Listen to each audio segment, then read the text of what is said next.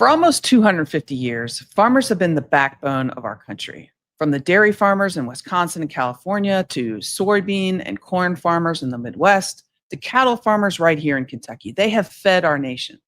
But more often than not, they are forgotten by our leaders in Washington. President Trump claims to have the backs of farmers who supported him, but his chaotic tariffs and his most recent big bailout of Argentina are doing real damage to family farms and cattle farmers all around the country. So today on Truth in the Barrel, we're talking to one of them, Rusty Thompson from Versailles, Kentucky, and I can already tell he has a thing or two to say. Rusty, thanks for being with us today. Well, you're welcome, Amy. Thank you for having me. Well, tell us about your farm, how long you've been here, and what it is you do. Well, I'm a third-generation farmer. Was born and raised on the farm right across the road from where we are. My wife and I married in '88, and we purchased this 400-acre farm. And Mom and Dad have passed away, and our son Travis, who's 33 now, he is farming, living on the home place. So we're taking care of about 1,400 acres here on this little road here in Versailles. And what types of agriculture products do you have on here on my place? Corn, soybeans, wheat. And really I raise the wheat for the straw. We're here in central Kentucky with the thoroughbred industry, and they need straw bedding. Yeah. And so straw is a big market for us. Cash hay is our primary money winner, along with beef cattle. Tobacco is sort of just about disappeared here in Kentucky, unfortunately. We recognize that, and we diversified several years ago. And we've got a large equine industry base that we take care of for horse hay and horse bedding throughout the year. And you have some distilleries around here, right? Yeah, well, we've got two here in Woodford County. We've got Wild Turkey. It is right across the river in Anderson County from where I live, just right across the river. We have Woodford Reserve, which is an annex of Brown-Forman, and we have Castle and Key, and that's been open probably 3 or 4 years. Woodford Reserve, Castle Key are almost neighbors. Right. Just, they're 3 or 4 miles from here, not far. How have things been this year in comparison to other years for you? Economically, the uncertainty is above and beyond anything I've ever experienced. I'm 66. I started farming when I was 18, went to UK, got a degree in production agriculture, and the uncertainty is not of what I produce, but how I can market the products that we produce. The American farmer raises the safest and most nutritious food of any country in the world, far beyond anyone else. And I'm proud of that. Yeah. I'm proud that I know that I can put a product on the shelf at Kroger's or any other grocery that I know is a safe and nutritious product that non-farmers, who are essentially 99% of our country, can purchase and feed their families with. Why has the market been so crazy and the buying and selling of products so difficult? Marketing agricultural products today is a lot different than it was 10 years ago, 15, 20 for sure. It's an international market right now. Everything. You as a consumer, you want to go to the grocery and you want to buy a particular item of produce, you can get it any day of the year here in the United States. That's because internationally, agriculture supplies products all around the world. But for us, this past year, our president, President Trump, he has a difficult time in realizing that he can't control the entire world, even though he thinks he can. And he has made a lot of unhappy leaders, unhappy constituents around the world because of every day he's got another agenda on his mind. Yeah. And it has really, really hurt the grain industry, particularly soybeans. China was our primary #1 export I wanted to take my soybeans 2 weeks ago and just dump them in the hole where my White House used to be. Right. Yeah, because Where that it was, used to be. Yeah. You know. That was, well, let's talk about that for a minute. The tariffs have been something that, from the very beginning, when this policy was enacted by our president, my thought was, number one, why? What do you intend to get out of this? And there were, 3 or 4 different reasons why they said that we good needed deal. These. Right. Yeah. I mean, it was, first it was, we got to have a trade. We have a trade imbalance. We got to fix that. Well, that doesn't really matter. And then they said, well, we're going to bring manufacturing back. Well, we've lost manufacturing jobs. Right. And then they said, well, we got to go after the Chinese for intellectual property, and this is a way. Well, nothing has changed. Nothing's changed. And the tariffs have been across the board, lots of different countries, not just China, but the Chinese ones are the ones that affect you. Am I right? Yeah, they took $2.50 a bushel minimum off of every bushel of soybeans. And 95% of the soybeans are already harvested in the United States this fall. It's over. It's over. Harvest is done, essentially. And So if you don't have storage capacity, you have to go on and take them to the market. So I took an $80 per acre hit on every acre of soybeans because I don't have enough storage to ride out, hopefully. What about this deal, Rusty, that the president just made with the Chinese president? It's too late. Yeah. It's too late for this crop year. And, even though the Federal Reserve has reduced the interest rates a quarter and another quarter, half a point. That puts operating loans down at 6.9 to 7.1, 7.2. So a lot of these farmers, myself included, we borrow operating money. You've got to pay that back. You're taking a loss on top of a drought. And we deal with excessive rain or droughts every year. I, as a farmer, go into these gas stations. Would you like to buy a lottery ticket? No. I gamble every day with bigger dollars than fooling with a dollar scratch off. But the uncertainty of losing half of our soybean market to China, my biggest question, if he were sitting here in this chair, Amy, I would ask him, what does the Argentine president dictator, what do I, as a farmer in Versailles, Kentucky, owe him? I don't owe him nothing. Well, let's talk about that. He wrote a $20 billion check to bail out Argentina, short term. And what did they do? They took the money and they undercut us on U.S. soybean and sold soybeans to China. Yeah. And then Is that not a slap? we haven't even talked about the Argentinian beef. No, let's talk about that. Let's talk about that. So right now, the president has talked about buying beef from Argentina, because the prices are high here. Correct. The prices of everything are high here right now, thanks in large part to these tariffs. But the president has said, well, let's just go buy a bunch of beef from Argentina. What do you think about that? When that announcement came out 2 Fridays ago, it dropped the market 40 cents a pound. And I had just completed, I buy steers in the fall, boy calves. I buy steers in the fall. Took me a month, and I finished up. And when he made that announcement, the market dropped $240 per calf overnight. There's 32 million cattle in the United States, Amy. That's a lot of zeros. Yeah. It didn't change the price of hamburger one iota. So it's not helping. It's not helping American you, the consumer. cattle farmer. No, it killed us. Yeah, and it's not helping consumers. No, it's not going to help the consumers, because I can guarantee that my meat, my beef, is safer and more nutritious than the non-inspected beef coming in from Argentina. So what does Mom want to put on the table tonight for her children and her husband and family? Yeah. What do you think your fellow farmers think right now?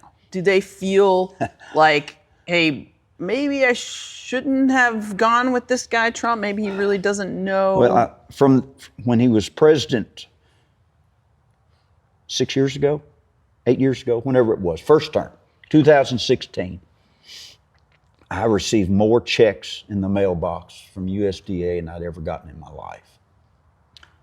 So most of the farmers, I only know of 2 here in Woodford County that voted on a Democratic ticket, but they like those envelopes. The farmers like those envelopes. But right now I feel you don't see a lot of them jumping up and down, waving a flag of Make America Great. Mm-hmm. You know, you can screw us once, pardon my language, but if you lie to us, it'll never happen again. Well, what are you seeing or hearing from, because it's not just the president. The president has been able to unilaterally enact these tariffs without any pushback from Republican-led Congress. Now, we have this thing called the Constitution, as you know, Rusty, which says that, you know, they shouldn't be able to do that. Congress actually That's why we have 3 branches of government. Right. But nevertheless, they've done it because my belief is that Congress has been MIA and the Republicans are too cowardly to stand up for everyday people and their own constituents.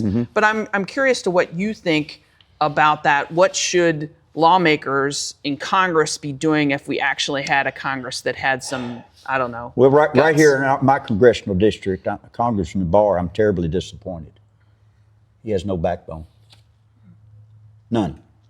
He's a Muppet. He's a puppet on the Muppet Show on Saturdays. I will commend Rand Paul for standing up, asking who and why we're shooting these boats down in the Caribbean off the coast of Venezuela, which isn't far from Aruba, where all these cruise ships go. Why we're doing that. And last night he said he was going to put men on the dirt in Nigeria with rifles and go shoot the mercenaries that are killing Christians. So that's next on our agenda. I'm not sure how that's. I don't know how that's going to shake out. I'm jumping around on you, but Rand Paul, Senator Paul, has come out and said something against these tariffs. Yes. Unfortunately, he's the only one. And early in the campaign, McConnell did say that tariffs don't work. That's proven history, but I haven't heard a word from Senator McConnell in months. I hear nothing from my local congressman. You know, here we are in Woodford County. In his district, we've got all these bourbon distilleries. We have twice as many barrels of bourbon in Kentucky than we have as a population base. And our president has upset Canada. Bourbon has been taken off of the shelf in Canada. It's off of the shelves in many of our European Union countries.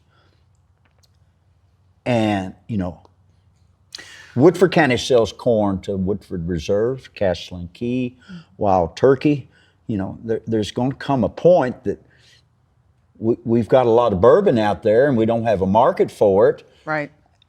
And now you've smacked the soybean farmers a little bit. Now you've smacked the beef cattle farmers and ranchers from across the country, who for the most part in our Midwest and Western cattle ranching states supported him. But, you know, if you've got a closed FSA office who writes checks and can't write a check because there's no money in the pot, how long are they going to really support this with Christmas and farm payments? What's FSA stand for? The Farm Service Agency.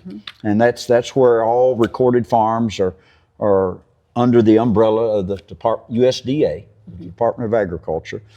They have our farming history of when we raise tobacco. They have maps of our farms, of how much corn we raise, how many soybeans, cattle on hand, wheat, acres. And you have to certify these if you want crop or livestock insurance. Right now, it's time for me to certify my wheat acres. I can't do it. It's time for me to buy my crop insurance for my 2026 wheat. So all I can do is go draw it on a map with my little crayons, and they stick it in a file. And also, I think something that is not talked about enough is that every time the U.S. taxpayer bails out farmers because of these, in my belief, really dumb policies, it costs us money. It costs everybody money. It costs everybody. It's not something that you want. No. I mean, obviously, you I'd want rather have a market than have a bailout check. And unfortunately, that's what happened in his first term as President Trump. He bailed him out. He bailed him out with an easy check. And what did we get as a country from that first term? What does anybody know? Does anybody know what those tariffs that were enacted before got us? Nobody knows. Nobody knows. The tariff that he enacted on China. Now he says everything's hunky dory and it's going to be business as normal. Hey, those ships are going to Brazil. And on top of that, this deal that was just done last week now between our president and the Chinese president for China to give, apparently they said that they would buy a certain amount of soybeans from the United States going forward. The problem with that, and the Trump administration touts this, is look at this great deal. Oh, yeah. But the thing about it is, it's actually less than what we did a year ago. Exactly. So they've enacted these policies, shot ourselves in the foot. Right. And now they're coming back and basically saying, hey, we bandaged the foot. Give us some kudos for bandaging, when it's not even healed. It's not better. I'll give you a situation, and I knew that I could get a direct answer this morning from my fertilizer provider here in Woodford County. I said, what about potash? Potash is one of the essential fertilizers that we put on corn and soybeans, potash. And 95% of all the potash in the world is mined in Saskatchewan, Canada. There's a 600-year supply inside that big hole up there. 600 years. So I asked my fertilizer supplier, I said, well, what's happened now since he's upset Canada? Well, he says, you know what? They've put a moratorium on potash. They're not going to tariff potash because he knows that will upset the vast majority of row crop producers, whether it's corn, beans, vegetables, cotton, rice, any of that, because they all need potash, and all of our potash comes right across the North Dakota border. So now, if that's not politics, don't give me this. Well, that may be the next step. It could be. But potash is at an all-time low, and he says right now, whoever's yanking his chain in Washington said, don't put a tariff on the potash because you'll lose the rural farmer vote. Well, it's real close right now whether he's lost that vote or not. Yeah. On soybeans and beef, because it's tough. But that's not the only thing that Barr has set aside and watched our bourbon industry take a hit. He's watched beef cattle take a hit here in his district. Now the soybeans. What do you think is the truth as to why he can't stand up for probably the most basic constituent that you would have here in Kentucky? I just don't know, Amy. I do not know. He had 0 town hall meetings back in the summer. We heard about this nationally, that the Republicans would try to have one or just totally disregard it. He had 0, and now he's running these ads. I'm the man. I'm with the man. And, Congressman Massey stood up and said no. Yep. And stomped his foot. And Senator Paul has stomped his foot and is still. But I just don't know, honestly, Amy, if we can make it 13 more months before these midterm elections as a nation. Yeah. We don't want to be in a war. Now he went to Iran. Now he's fighting Venezuela. Now he's going to go to Nigeria. He's forgot Ukraine. He's wanting to go back and look over the border to Afghanistan at the Russians. We're spread awful thin right now. It seems very chaotic. He walked out of NATO. He wants to pull out of NATO. So it's so chaotic. Yeah. And then he knocked down a third of our White House. The White House. I'd love to have the opportunity to stand in front of him And I'd like to tell him that he needs to feel reluctant that I and my wife are allowing him to live in this facility rent-free. Yeah. He Well, needs it's to the pay people's rent. house. It's the people's house. It wouldn't bother me a bit in the world to stand up in front of him and say that. What, policy aside, Okay. what are some of the things you love about farming? Oh, I love putting seed in the ground. I love watching the baby animals grow up. Every day is a different job. Mm-hmm. I'm my own boss. The best part of the day is watching the sun come up, the cattle coming in the barn, eating their feed. When you say you're your own boss, and I'm going to shift gears just a little bit, and we can not talk about this if you don't want to. We can always edit. I'm good with everything. You're your own boss. Talk to me about healthcare a little bit. About here in Kentucky we have the Affordable Care Act. Correct. We have the exchanges. A lot of a bit small. You're basically your own small business. You work for yourself. Right. You're not. You don't have an employer-based coverage. Well, I'm fortunate that I do. Martha, my wife, is a retired 4-H extension agent. Worked for the University of Kentucky, and she was hired at that particular time as a federal appointment. So she has health care after she retired, and luckily I get to piggyback off of her. Now I'm 65 now, so I signed up for Medicare, and Martha's on Medicare as well.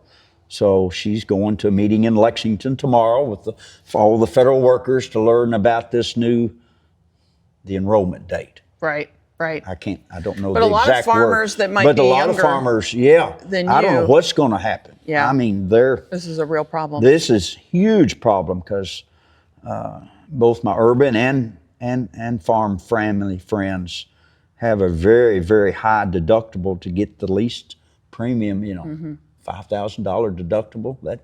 That's a bunch. It's a lot. And I'm also worried about the 35 rural hospitals that are at risk of closure because of this. I mean, that's I just don't know what's going to happen. They depend on a lot of this, and it's going to be a big, big sticker shock. The big bill back here in the spring, his great bill, did away with the U.S. aid. School lunch programs. Talk to people our about school lunch programs. Yeah, school lunch programs. Our Head Start. Yep. And now the SNAP dollars. I don't know what happened today. I'd like to break his plate. He needs to go hungry. He wants to blame that on a lie that they won't come to the table. But no, this SNAP dollars, it's there. Well, judges said you need to step up. Well, and I also want to ask you about USAID because it's not really talked about a lot anymore, and it should be. USAID was the United States Agency for International Development, and a lot of what farmers in America did was help feed the rest of the world. Yeah. Yes, sir. Every day, shiploads to all countries around the world. Milk, meat, grains, dairy products, and we could afford to do that. Yes, and it provided us a lot of goodwill. It provided our farmers with a lot of take care of our allies. Yeah. And there's a lot of you go flying around the world to make a good deal. You've got 42 million that's waiting on a decision today, where there'll be funding on SNAP. You've got health insurance. The Obama Affordable Care Act, he doesn't want that at all. And come hell or high water, he'll never agree to that. I hope I'm wrong, but he'll never agree to meet in the middle on that. But and meanwhile, we're bailing out Argentina. While we're bailing out Argentina, what gets me even more, Amy, is that I bought him a $420 million 747 that's sitting in Arizona. It's going to cost $1 billion+ to get it right, and I'm going to give it to him. Right. Now he's knocked down the White House. Yep. And then there's that other lady that works for him, Nome. What's her name? Nome. Kristi Noem. Wears the big belt buckle and the cowboy hat. Thinks she's hot stuff. It was announced that he's going to buy her 2 new airplanes, $172 million. You know, and we've got people going hungry Right. today. And all food pantries right here in Versailles, churches, we're beating ourselves up trying to keep our food pantry, to provide for our citizens here in Woodford County.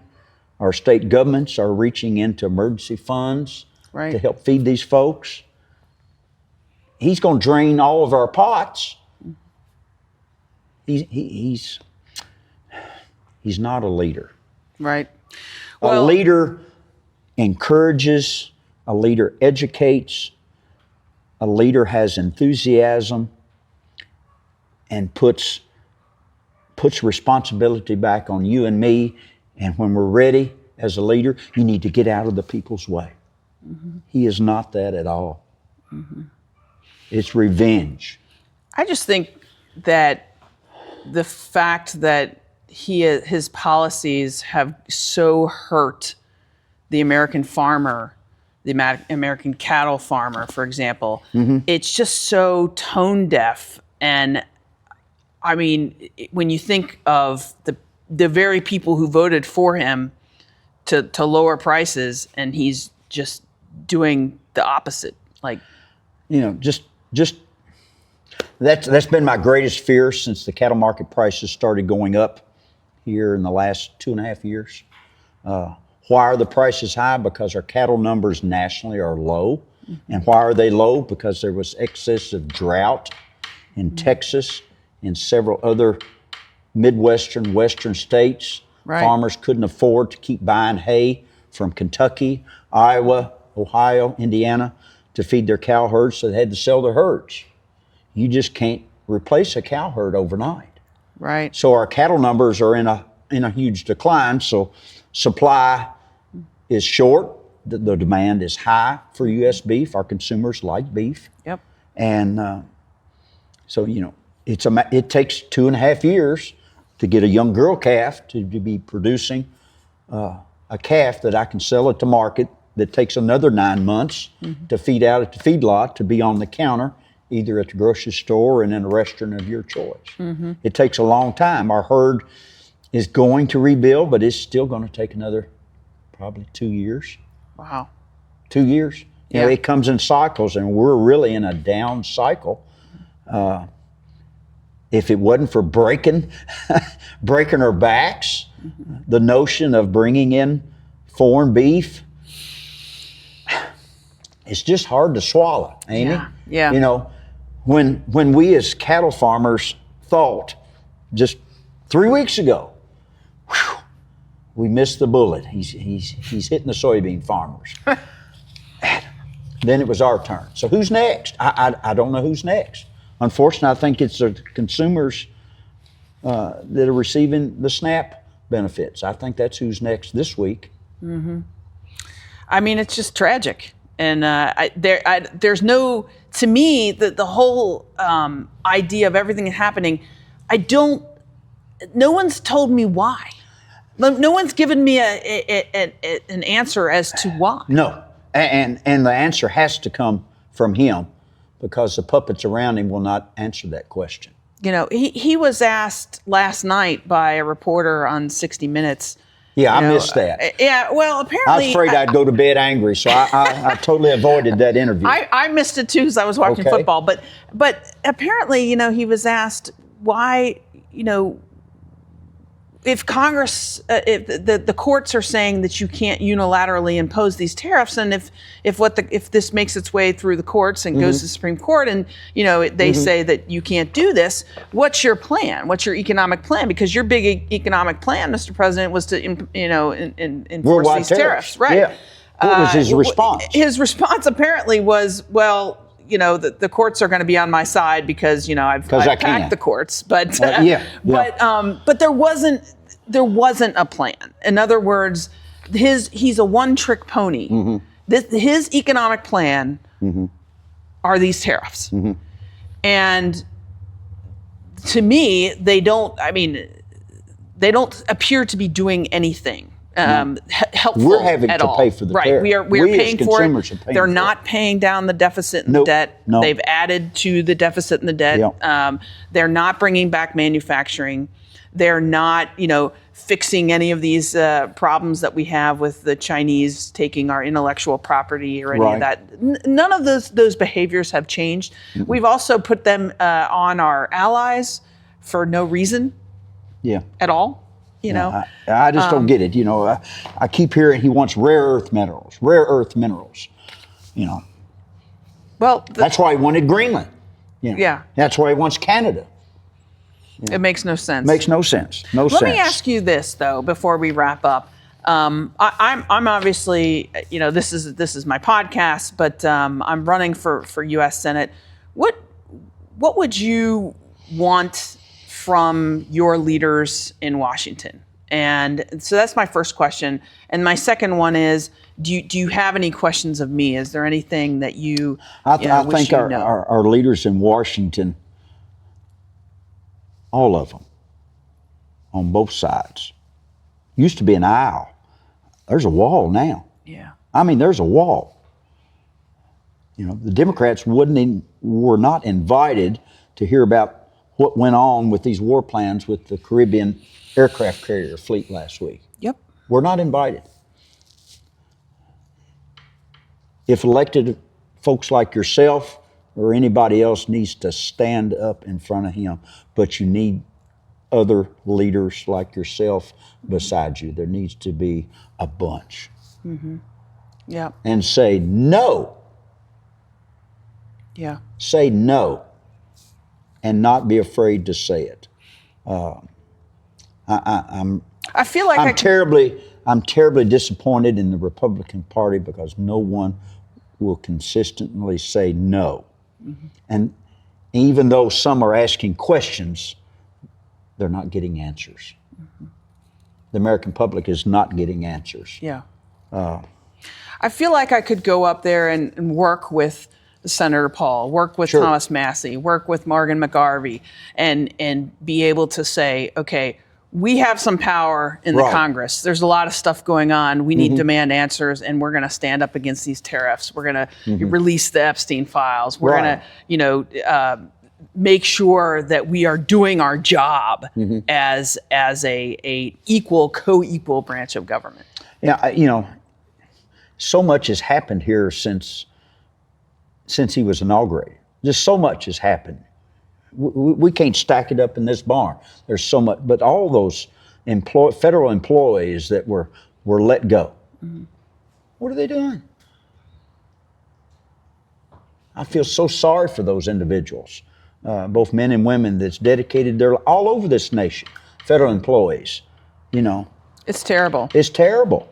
And now we've got folks that are working that aren't getting paid, and that's not right. Air traffic controllers. Air traffic controllers. My question, are the meat inspectors still working in the kill plants that are federal? I don't know. I don't know. Are they working in the dairies where they're bottling milk? Are they out in California on the vegetable lines? That's a really, I don't know. That's a really good question that you bring up because I don't know if you've been overseas. I've been many places. Okay.